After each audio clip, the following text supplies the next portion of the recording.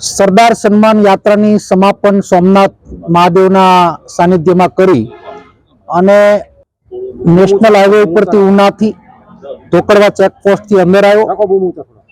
Tourist road ઉપરથી એટલે કે આપણી આ બાજુની ચેકપોસ્ટ એટલે કે અમરેલી સાઈડની ચેકપોસ્ટ બહાર નીકળતા એક મધુવન હોટલ પાસે અંદાજિત 15-20 જણા અસામાજિક તત્વો ઉભા એવું ખ્યાલ આવ્યો। રસ્તામાં ગાડી અટવાવાથી ટાઈમિંગ થોડુંક મોડું હતું અને ટ્રાવેલિંગના કારણે હું આરામમાં હતો। મારા ડ્રાઈવરે મને એલર્ટ કર્યો અને અમારી પદ્ધતિ પ્રમાણે ગાડી અમે સ્પીડમાં કાઢી લીધી અને ત્યારબાદ ફરી એક બાજુના દુધાળા ગામથી અમે લોકોને ત્યાં મોકલ્યા। એટલે 2-3 ફોર વ્હીલર અને અસામાજિક તત્વો ત્યાં હાજર હતા।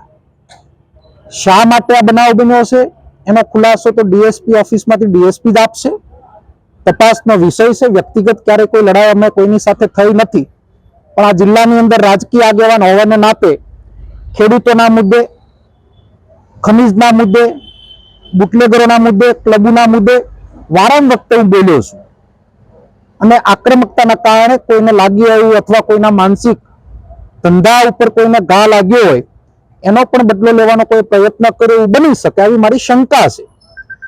આનો ખુલાસો સ્પષ્ટતા તપાસ પોલીસનો વિષય છે। તરત મેં ડીએસપીને જાણ કરી।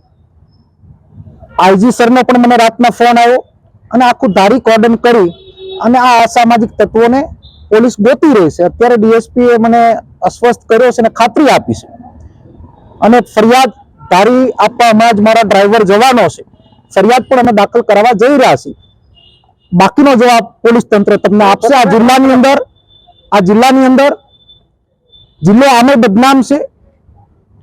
કાયદોની વ્યવસ્થા ખૂબ જ કથળી ગયેલી છે અને આ ટુરિસ્ટ એરિયાની અંદર આવા બનાવના કારણે ફોરેનરો જ્યારે આવતા હોય, મોદીજીનું સપનું છે, આ સપનું સાકાર અહીંયાની સરકાર જ થવા ન દેતી એવું મારું માનવું છે। એક જાહેર જીવનના વ્યક્તિ ઉપર, એક પાર્ટીના પ્રમુખ ઉપર હુમલો થયો એટલે કે કોંગ્રેસ ઉપર આ હુમલો એવું મારું માનવું છે। કારનો નંબર પણ વિડીયોમાં સ્પષ્ટ દેખાય છે, શું કે છે? કારના વિડીયા પણ અમારી પાસે છે, અસામાજિક તત્વોની ભાષા પણ અમારી પાસે છે, જે મીડિયા ઉપર ચાલી પણ રહી છે ને મેં અત્યારે ડીએસપીને પણ બધું સંભળાવ્યું ને બતાવ્યું છે। હવે આગળ કેટલી કાર્યવાહી કરે છે એ આવનાર સમય જ બતાવશે।